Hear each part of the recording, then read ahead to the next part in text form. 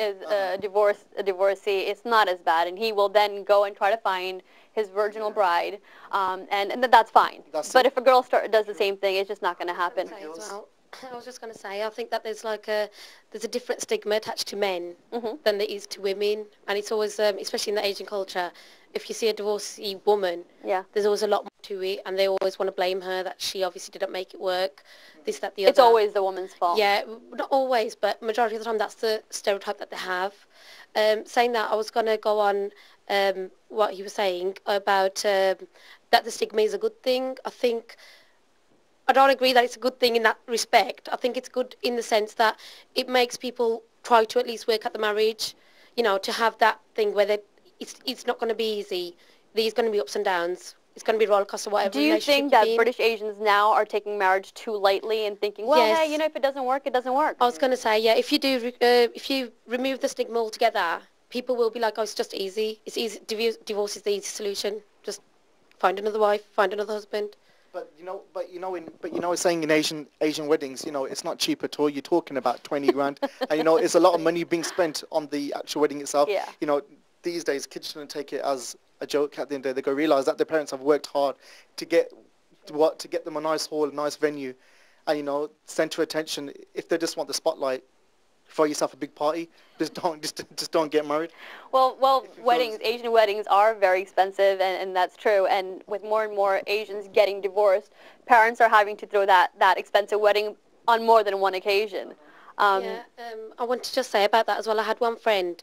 She was actually in a relationship with a guy for a few years, and then she got married last April.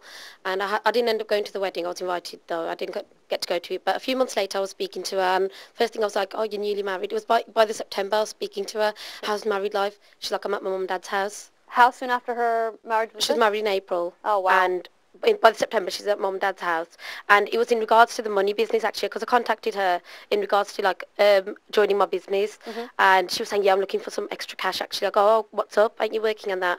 And she's like, you know what? My marriage hasn't worked out. My dad paid so much money, and I want to pay him back. I feel really bad. Wow. And it's like literally within a few months, and this was a love marriage that she had.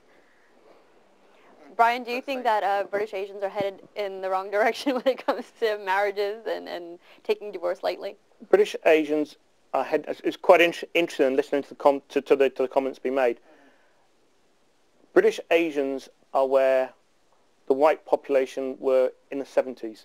This could have been a 1970s, what I would call almost with it talk show, having what I would call the intelligent classes talking about divorce, relationships. Unfortunately, the checks and balances that have been put over there for many generations were put there for a reason, and I think now in some of our big cities we're now two generations on, and we're starting to see the social breakdown due to liberal thinking in the 70s.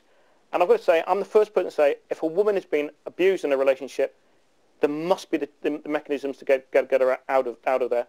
But for the rest of us guys who really aren't in abusive relationships, there's got to be some form of check and balance. And in white society now, there is no stigma of being divorced. There is your personal stigma, because it's my greatest shame. I'll be upfront in that. I gave my vows in church, and I never kept them. And I will genuinely say that will no matter what I do in my life, that will be my greatest shame. Brian, you mentioned earlier before the show that your parents would prefer you to marry possibly an Asian woman. Why would that be the case? Well, why would my parents prefer me to marry an Asian woman? Do they make better homemade? I have no idea. Are they more docile? I've got to say, the Asian women that I know are far from docile. Quite the opposite. Do you think they take their vows more seriously? Again, it would be not a member of the Asian community. You really can't comment on how other relations take their vows. Yeah. Although I've got to say, Asian women would probably kill their husband if he run off with another woman, I'd kill mine. I rest my case. I've got to say, my parents now would be very relaxed if I remarried an Asian, Chinese, black, white, as long as we loved each other and it was there forever. You've been watching Broken Silence. We've been talking about Asian divorcees and the stigma attached to being a divorcee. Brian Moore is of the opinion that perhaps a little bit of a stigma is a good thing. I'll be back next week, same time, same place with Broken Silence.